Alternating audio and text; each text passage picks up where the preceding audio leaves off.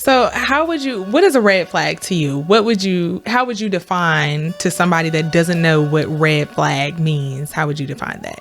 I feel like lying has gotten so normalized when it comes to dating and stuff, because I feel like people my age especially are just like, girl, he gonna lie a little bit. You just gotta, why is that the norm? I have a story about that. Ooh, I would love to hear. Hey everyone, welcome back to another episode of the Mother-Daughter Mixtape, where we talk everything love, life, and lessons learned along the way. My name is Charmaine. And my name is Jada. And welcome to our podcast. Today we are diving into dating red flags. I don't know if I'm excited about this or depressed that we have to talk about it. But we are going to jump in and give you some of the red flags that we've seen. Please, by all means, drop down in the comments and let's have a conversation. What are some of the things that you've seen? We'll get into that a little bit later. But yeah, I think this is going to be a good one. So grab some water, get comfy, and let's hit play on today's episode. Not water. Yes, drink water and mind your business. Yeah. Okay. That's like important with dating and red flags. Minding your business. Okay. For sure.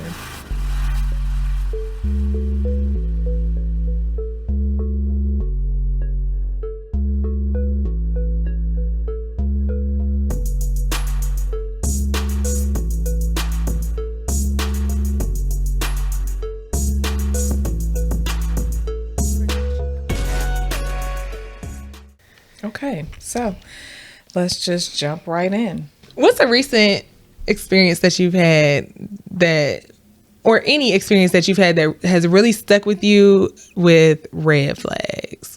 Just one? Yeah, just one. What's one that has stuck with you either for a long time or really made an impact on you? The first thing that comes to mind for me is dealing with someone who, actually I have two. Mm-hmm. Dealing with someone who is, or they just don't have the ability to be accountable for anything. Even when you bring things up to them, you might have proof, receipts, all kinds of stuff, and they just can never be held accountable. They always have a reason or something, or they talk their way out of whatever it is that you're trying to hold them accountable for. And I'll kind of jump into details later, but that's the first thing. The second one is, and this is a major red flag for me that I don't think I realized probably until more recent years.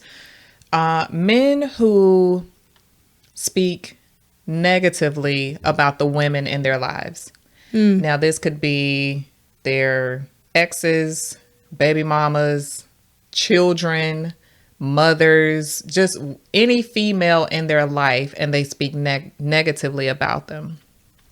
I have, dated people who never have anything good to say about what would be considered the important women in their lives. And like I said, I didn't really realize until more recently how important that was, because at some point, those thoughts, those words, those actions will eventually turn on you. Right. So, and I don't think that they necessarily have to praise all the women, if you have an ex and y'all just don't get along, that's fine. But if I'm dating you and we're getting to know each other, and the first thing that you have to say to me is, oh, I can't stand my ex-wife, she blah, and you rattle off all these things that you don't like about her. For you to have that much energy to put into talking negatively about her, eventually that's going to somehow navigate its way into our relationship, I feel. So I tend to pay attention to those things now more so than I used to, because for instance, any and everybody probably knows, and I don't talk about it because I don't really give it energy. Any of my exes, I very rarely, unless you ask me a specific question about an ex that I've had, I'm not going to talk negatively about them. Just because that was my experience with them doesn't mean that that's going to be your experience or anyone else's experience. So I tend to not, try to spew negative things. Now, if there's something that's factual that, that person did to me, or I felt this type of way and it's based on facts, that's one thing. But for you to feel that much, I don't even say hatred, but just negative energy, to me, it says something about you as a person. So that for me is a huge red flag for a man to talk negatively about the women in his life. Yeah, I agree with you. And if a man does that, girl, run. For sure. Run. Because like you said, it just lets you know how it's more of a reflection on them than it is on those people. Oh, for sure. So yeah, and even if you don't feel like it's going to, like that person is ever going to feel that way about you per se, it will somehow creep in, because not only that, but it's like if you have that much negative energy between you and, again, what I would consider to be the important women in your life, how have you not navigated that to make it better? Or how have you not tried to get to a common ground? Y'all might not like each other or, have certain feelings for one another, but there should be a certain level of respect always. Like, I don't care what someone did to you. Just either don't deal with them or don't speak about them. You could literally say nothing. Yeah. If you ain't got nothing nice to say, don't say it at all. So I would say that those are the first two that come to the top of my head. So what about you? What about your and from a dating perspective, what red flags have you seen that you're like, full stop? Full stop for sure is someone who doesn't honor my boundaries. And I've had to get to this point recently because I used to just kind of let people skate and slide and stuff like that. But it's so exhausting. It is. Like when you have to constantly reinforce a boundary. And it's just like if I would have just stood on it in the first place, then I wouldn't be in situationships and entanglements. That's a lesson learned. Yeah. So and you're probably going to learn it over and over, by the way. And that's the thing that I've come to learn too. It's like, you think that you've learned about an instance or a thing that you need to improve on and stuff like that.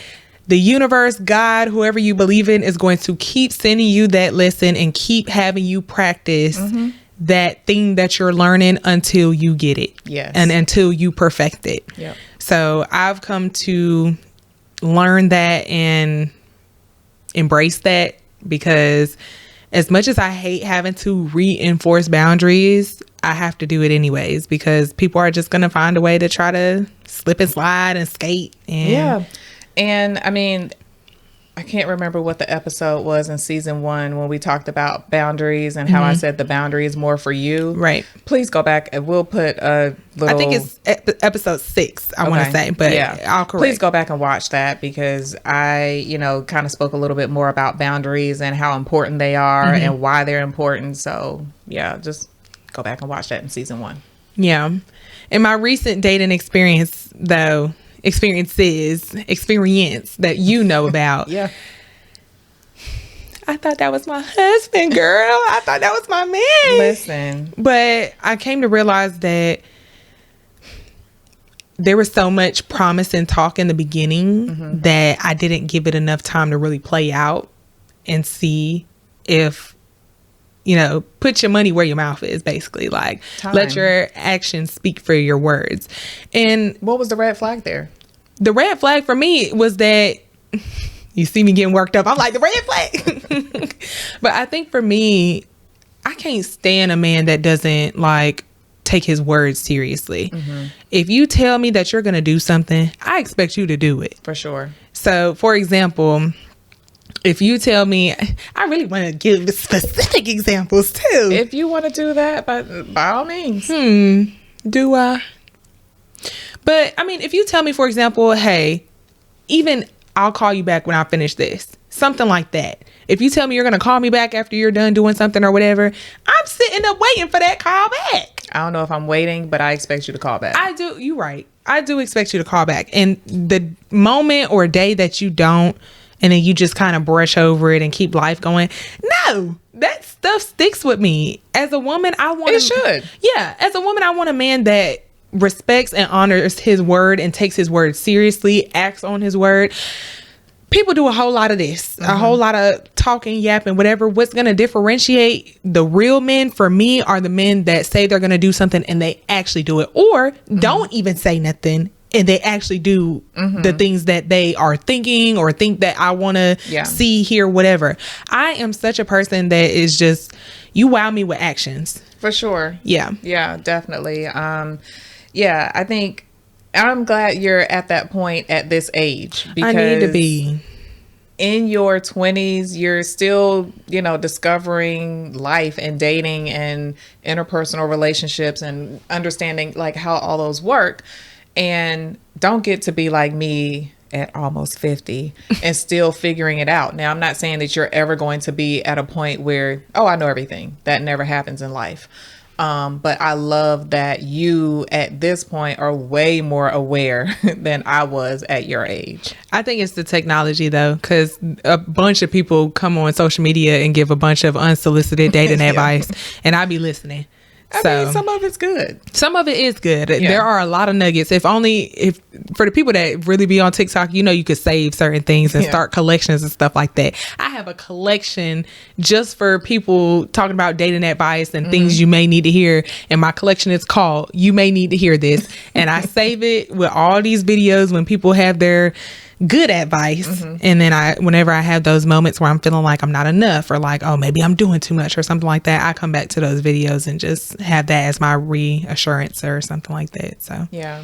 So how have you, in your recent experiences, navigated those red flags? And I'll go a step further. How have you navigated it differently, if you have, at this stage than maybe you have or would have in the past, like a year or 2 or 3 years ago or whatever? Like, what's different now in how you navigate red flags versus, in previous years? Yeah, I will say like I said, this most recent dating experience, for the people that don't know, every time I say something that people don't know for real, I be like, for the people that don't know, it's really everybody here that doesn't know. So don't mind me. But I have an anxious attachment style. So what that looks like is I need a lot of reassurance, and I need a partner who gives me a lot of reassurance, someone who communicates well, someone whose actions speak louder than their words, because the moment that there's a change in behavior, I'm overanalyzing. I'm like, what did I do? Like, why are you mad at me? Yeah. Just because you didn't call me or something like that. So I think with this most recent dating experience, that guy was someone who kind of fed into my delusions of like, we finna be married, we gonna have kids and things like that. But at the same time, while I was a little delulu and I did, kind of let the words and things like that kind of sweet talk me into like, this is my person, it would have been a lot harder for me a year ago, 2 years ago, to detach and move on compared to now. Okay. Because I have learned that, one, I've become very self-aware with myself and knowing that I have my moments where I get to be very attached very quickly. Yeah.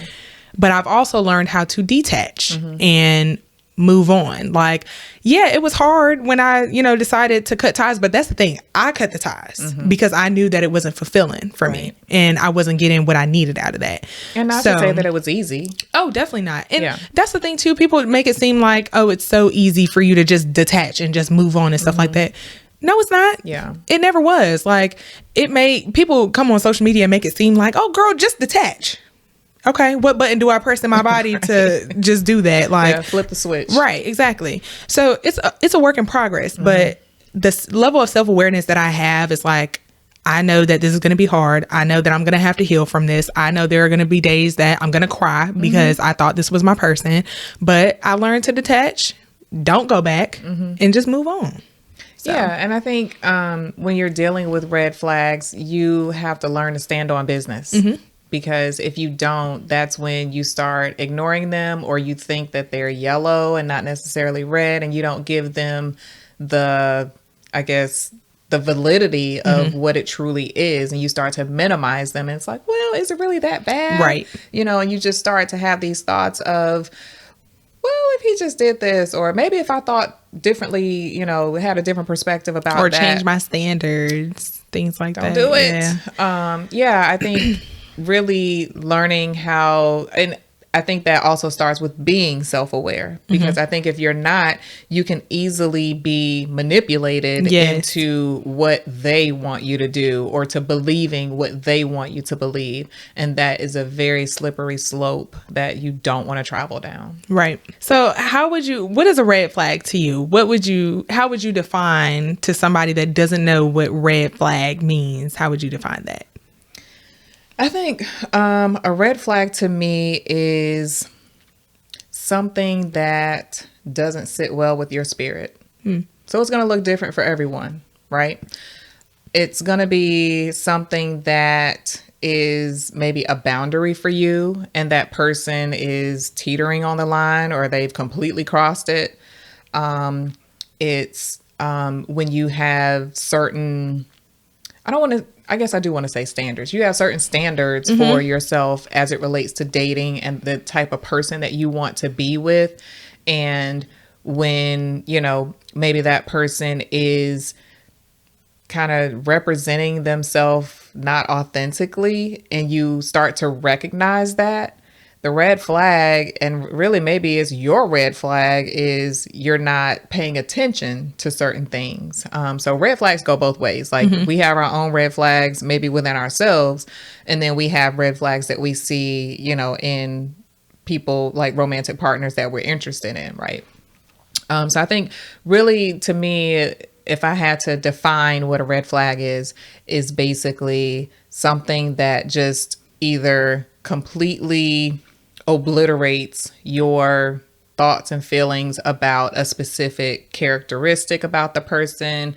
Like somebody, I'll just give an example when I speak of characteristic, like someone who doesn't always tell the truth. The red flag is that you want someone who is going to be truthful and who's not going to just be out here lying all the time. But, sometimes they tell the truth. Sometimes they don't. The red flag is, why don't you always tell the truth? Like, why do I have to pick and choose about when I can believe you or not? Right. So again, and it's personal to you. Now I think there are some universal red flags out there. But for the most part, I feel like red flags are going to be personal to the person, because it's going to be, how does it make you feel specifically? And of course, we're all different in how we feel about certain things and the things that we like and dislike about people. So it's going to be a very personal, thing for you to decide for yourself if something that you see, if it's a true red flag or not. Because what's red for me might not be red for you. Right. But there are some universal ones, let's be clear. Yeah, and let's talk about them. So, first of all, I don't like no liar, like you said. I can't stand a liar. That's the quickest way for me to pretend like you don't even exist. Yeah. I cannot stand to be lied to. And that's by anybody, not just like men. Like, if I feel like someone has lied to me, I can't trust you anymore about anything. Like you literally could have lied to me about one thing and been completely honest about everything else, and I will never believe another thing that you say to me. And I think for me, what it is about lying that I really hate is that you thought that what you said was going to make sense to me, or that you thought I wasn't smart enough to figure it out. It almost makes me feel like, oh yeah, she's dumb enough to believe this in your head. So it's like, I hate being lied to, because it's disrespectful. Yeah, it is. It's like you're insulting my intelligence at that point. So that's why I just can't. And I feel like lying has gotten so normalized when it comes to dating and stuff, because I feel like people my age especially are just like, girl, he gonna lie a little bit. You just gotta, why is that the norm? It's not. Let's just put that out there. It's not, and it never will be. Not only with the lying, but the same thing. And I think it's more so with your generation, like cheating and stuff. It's like, oh, You got to give them a pass. Girl, no, you don't. We gives no passes over here. Okay. Passes are not a thing. You do not get a get out of jail free card around these parts. Okay. Do not pass go. Do not collect $200. Exactly. But yeah, I think that some people, and again, that's where, you know, when I say a red flag for me might not be a red flag for you. It need to be. Some things should be universal. That's what I'm saying. So while I think, and I'm glad you said that, because now I'm like, okay, to me, lying, like, that's a universal red flag. Well, clearly not to it's everybody. Not. Yeah, so things that I think are universal, and it's like, there's no question about it. There are other people out there who just, they're like, oh, it was only one time, and that you know of. That part. Yeah, that's why things like lying, cheating, I can't let it slide once, because, and that's the thing too, if you don't confront or whatever, or you never brought it up, how you know that man was gonna tell you about it anyways? He would have kept going. I have a story about that. Ooh, I would love to hear.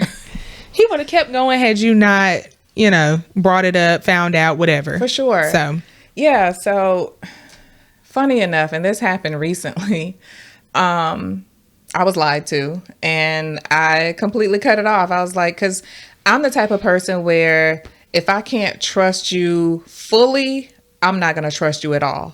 And I'm also the person that I'm not looking for reasons not to trust you.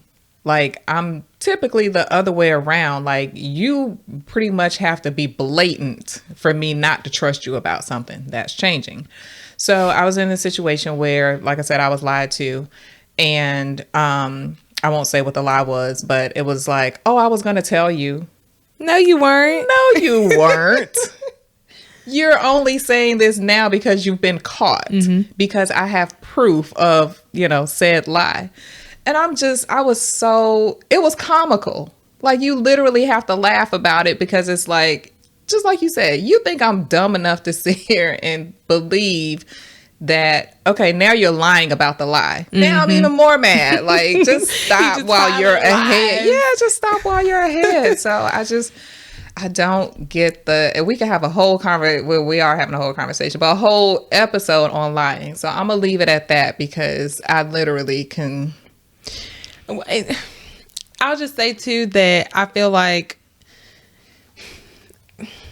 I hate that it's come to, like I said, be normalized, because I think that women are just like, yeah, he's going to lie. And it's just like, for me, I would much rather have a man tell me a hard truth over a easy lie. Every single time. Every day. Yeah. I feel like this culture of dating has become take what you can get. Yes. And I hate that. Like, I cannot stand that mentality. I would much rather be single. And let me knock on wood. I'm gonna knock on wood for her, because not that I want to be single, but I would rather be single for the rest of my life than to have to deal with things. Like, I'm just not going to do it. And red flags is one of them. And I've had to come to this realization more recently. I'll say in the last 3-ish years, I've had to come to this realization about myself and how I've dealt with red flags. I have ignored, I have minimized, and that was where I really had to take a look inward. Like, why are you minimizing things? Why are you ignoring things? Well, you know you're not okay with X, Y, and Z. And these aren't necessarily blatant things, like not lying, cheating, things like that, but other things such as the accountability, not, you know, that other person not taking accountability for something that they did or something that they said, how it made me feel, or things like that. So you tend to minimize those things, and then they pile up because it keeps happening because you didn't address it the way you should have in the beginning. So I've had to really take a self-reflection period and understand, why am I doing that? And not to keep going back to old episodes, but one of the old episodes, not old, but season 1 episodes that we did was around people pleasing. I am a huge people pleaser, and I'm so trying to get out of that phase. That doesn't mean I'm gonna turn into a big B. Like, that's not what it is.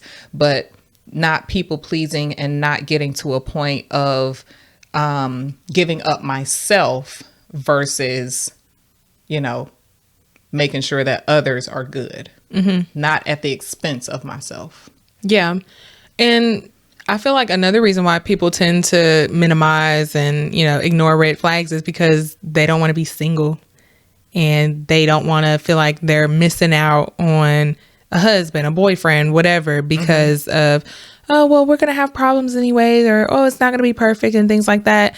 And I think that's where you have to like really determine what's important to you. And I had to come to that realization too, because I can't even lie to y'all. I can be high maintenance. Full stop. Is it high maintenance or do I just have standards, or both?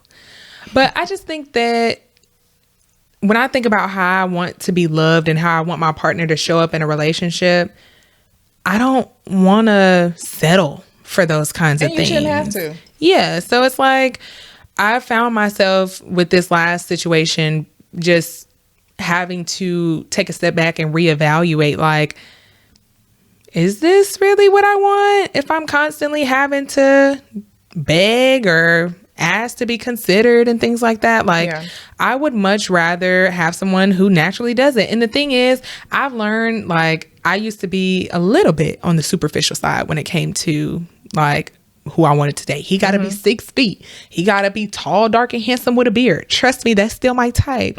If you ever want to slide my way, baby, tall, dark, and handsome with a beard. Who do we think is watching this? Okay, go ahead. You never know. You never know. But you got to come out of your type a little bit if you want to find somebody that's going to treat you well on top of being fine. Yeah. Like, very seldom will you find somebody that's perfectly your type, does everything right, and things like that. And I had to open up my dating pool a little bit. We all want a unicorn, basically. Yes. You know, I mean, the list of I want to, like, the nice to haves, the perfect man would be X, Y, and Z. Okay, that's the unicorn. And then you have to, from that list, prioritize. Yep. And I would prefer to use the word prioritize over settle, because when you start thinking and having the conversation about settling, it makes it sound like you are just okay with having the bottom of the barrel, and that's not what it is. But when you prioritize, you understand what's more important to you, what those characteristics are that are more important to you, and what's maybe not so important. They're still on the list, but they just aren't, at the very top. So right. I think kind of navigating and pivoting that conversation to prioritizing versus settling, because they're really not the same. Yeah. Do you feel like there are, or that you have different red flags than someone my age? Probably. While again, I think that there are universal red flags, or what I would think should be universal red flags. I think there are, because when I think about people who are dating at my age, like, I'm looking at almost 50. I'm looking at retirement soon. So financial stability is important to you, I'm sure, but in a different way for me. Yeah, for sure. So, a red flag would be, you don't have a 401k? Oh, hold on. we need to have a conversation. So, like, things like that. So I do think that there are some things that as you get older, become red flags that maybe are, like, 401k at 25. Yes, you should have one, but that's more of a yellow flag at your age versus it's a huge flaming red flag that you don't have a retirement fund at 50 and above. Right. So, yeah, that makes a lot of sense. I try. I'm just curious because, like you said, for example, the 401k, if you 50 and above with no retirement, it's like, are you even planning your future at that point? That is a red flag, and that's more on the universal side, I feel, a little bit too. I mean, I don't expect somebody at my age to have their future all planned out and stuff like that. But you should be thinking about it and have thoughts about what you want your future to look like at your age versus at my age. And I'm not saying I have it all figured out at this age, But I kind of have an idea of what I want it to look like. Now, is it going to be exactly that? Maybe not. But, you know, you should have at least some thoughts and even maybe written down somewhere, like, you know, your goals and that 5 and 10 year plan. And, you know, so, yeah. Yeah, I'll say at my age, I want a man to have a plan and stuff like that. Like, if you looking to date me, you need to let me know if you see yourself getting married in the next however many years and things like that. But I won't say that, like, I expect him to have a 5-10 year plan written down and all that stuff. But it's nice to know that, you know, you're planning your future and stuff. So anything that's intolerable for you, even from when you were younger at my age versus now, have you seen yourself maybe swaying a little bit when it comes to the things that you will tolerate in a relationship? Yeah. I think, like, as I think about, like, I'm pretty much a homebody, right? So I'm not saying that I expect my person to be a homebody, but you can't be going out every night of the week. Like, I'm not going to tolerate that. And that doesn't mean that. And I want you to have a life outside the relationship, for sure. I cannot. That's another red flag for me. Speaking of having or dealing with somebody who they feel like you're their everything. I don't want to be your everything, because guess what? You're not my everything. I have a life outside the relationship. There's me, there's you, and then there's the relationship. I have a family, I have friends, and not to say that they wouldn't be included in, like, events and, like, you know, things like that with family and friends. But there are times that I want to do stuff without you. So that's a red flag for me. But yeah, somebody who is, you know, just out every night, someone who drinks a lot, like, you know, that for me, and even in this day and age, and I think it's more so my generation, smokers, cigar smokers. Like, cigar smoking is a huge thing right now. Like, there's lounges and, you know, I can't tolerate that. Like, that for me, it just wouldn't work well for me, because I just can't stand the smell of smoke. But, you know, health reasons too. Like, people just don't think about, like, you know, and I'm gonna say this real fast so I don't get real, you know, but my mother died of lung cancer. So anyone who smokes, I don't care what it is a complete and utter no for me, period. Like, hard stop, not even gonna think about it. But yeah, like, things like that. So you can't be out every night of the week and, you know, just, and even, I'm not even saying like in a club, but like if you're going to this game, that game, this lounge and doing, it's too much. First of all, where are you getting all the money from? Because you should be spending it on me. Like, come on, like, let's be real. Okay. Like, no, for real though. Like, I just can't be with somebody who is that active, if you will. And that's probably not the right word. We can be active together, but you ain't gonna be out every night of the week and thinking, you know. Now, I don't expect you to sit home with me all the time just because I'm a homebody, but it's a no for me. I was also just thinking to myself that when you said the health thing, I giggled. I didn't know that you were going the route of your mother, but I was giggling because I thought you were going to say, like, as you're getting older and stuff like that, people your age, no tea, no shade, should be a little more concerned about how they're partying, having a good time and all that other stuff at that age, because y'all are a little bit more fragile. No tea, no shade. I mean, no tea, no shade, but that word fragile just sounds... Y'all are. It sounds fragile. Y'all are, though. It's like, you can't... Even me now at this age, I be telling myself, I can't drink the way that I used to back in the day. Back in the day, meaning 3-4 years ago. But no, like, so I can imagine, like, if you were to date somebody that's your age, that's partying, and I would be like, what you really doing? What's going on with your body? And you do have to think about those things, like, when you get older, because there's this, I don't know what the term is, but there's this thing where they talk about, like, men who are finally ready to settle down, like after they get a certain age, is because they're really looking for a woman to take care of them in their older. I'm telling you, it's like a term. I can't remember what it is, because they're looking for somebody to take care of them in their older age. Y'all ain't ish. Like, the fact that y'all party it out and drag these women through the mud just for it to be that y'all are finally dying on your dying bed and you want to propose to that woman. What is wrong with y'all? For real. And that's what it is. Leave me out of it. No, literally leave me out of it. Do not drag me through the mud because you want to go smoke cigars and party every weekend. What be wrong with y'all? Anyways, do you feel like there was a time where you've ever realized or recognized a red flag too late? Yes and no. Yes, because I think I probably recognized it early on but ignored it or minimized it. And no, because I at some point got to the point where I recognized it for what it was, so I was able to get out of that situation. So did it take more time than it should have? Yes. Was it too late? I'm still alive, so it's not too late. Okay. Yeah. So, I mean, I think that being on your personal A game is important to recognizing red flags. So has there been a situation where, you know, maybe you recognize something a little too late, or you wish you had paid attention to certain things earlier on in whatever situation?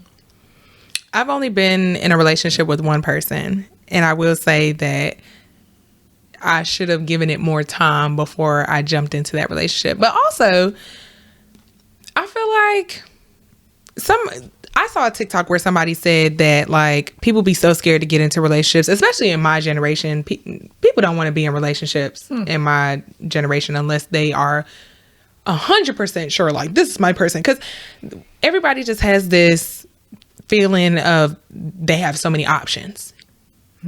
People my age think they have so many options with social media, dating apps, Well, and all this other stuff. That's just your age. Well, but so everybody just thinks they have so many options to the point where it's like they leave on the first, you know, red flag or first instance of, you know, a negative experience and things like that. Yeah. So, but I did see a TikTok video where a girl said, like, if you know, want to try out a relationship with this person and see how it goes, just do it. I mean, you can always break up. Yeah. So while I did kind of feel like we did jump into that relationship too soon, it was just like, I mean, I got my first, you know, taste of a relationship, seeing what it was like. Yeah. And, you know, I knew that wasn't my person. Break up, move on. I didn't really lose anything being in that. So it's like, I think that what I did come to find out was the man was a liar, a pathological liar at that. Like, lied about the smallest things. But I mean, I don't regret that at all. Like, I was happy to finally, that was my first relationship at what, 22? Yeah. When I had my very first relationship, I didn't have no boyfriends in high school and stuff like that.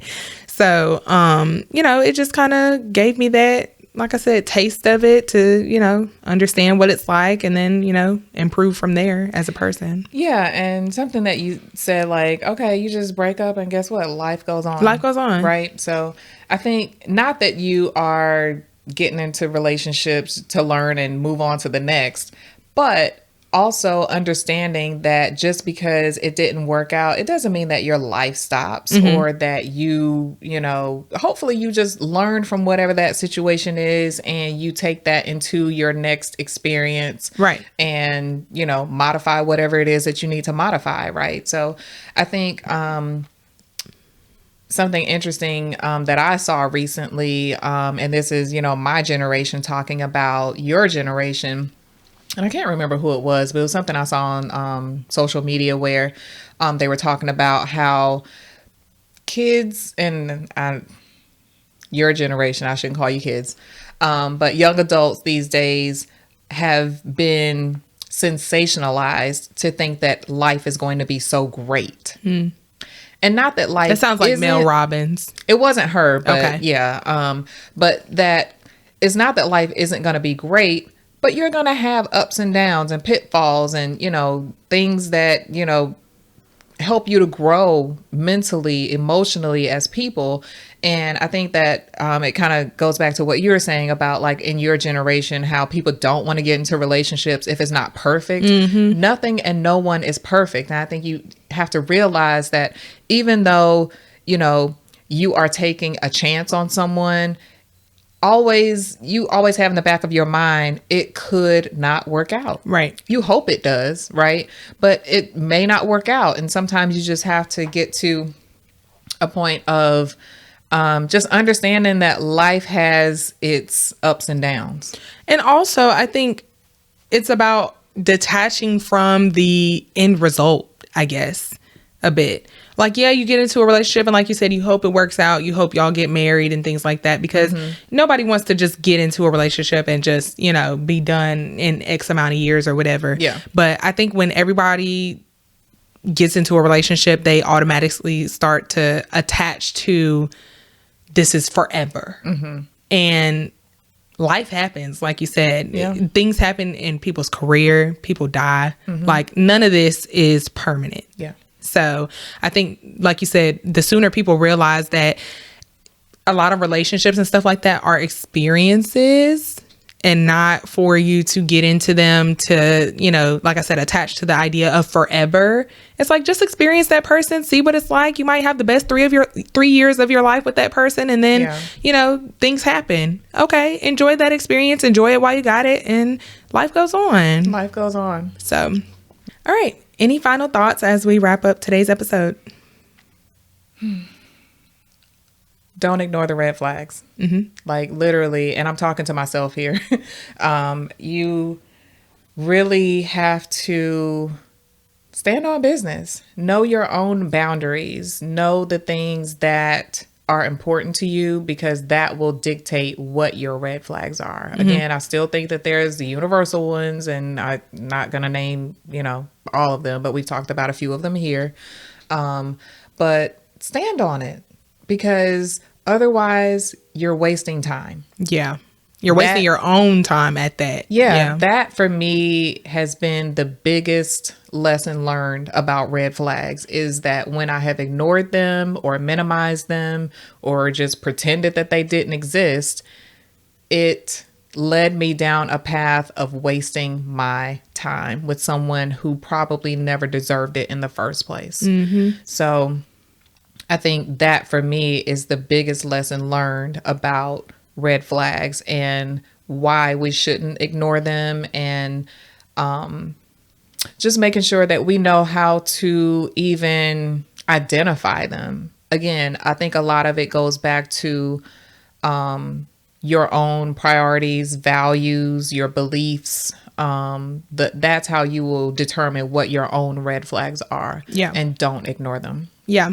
And I think too, what you said about knowing what your own red flags are, it's important to learn yourself. Like, take some time for yourself to learn you. You know, you can't tell somebody how to treat you or expect somebody to know how to treat you if you don't even know yourself. Yeah. So I think it's important to sit down with yourself, really get an idea of what your core values are. I did a self-assessment on a piece of paper asking me what are my core values, and I narrowed it down to 5. So I can't think of all of them off the top of my head, but I know self-awareness is one of them. Intuition is another one of them. Yeah. I know self-awareness is a big, you know, core value of me, of myself. And you know that, like, for sure. I am a very self-aware person, and I try to be. So just have a seat and, you know, spend some time with yourself. Like, and another thing is, like, people don't like to spend time by themselves. Like, people are scared to be by themselves. And it's like, why? Yeah. Like, you came into this world by yourself, unless you was born with a twin.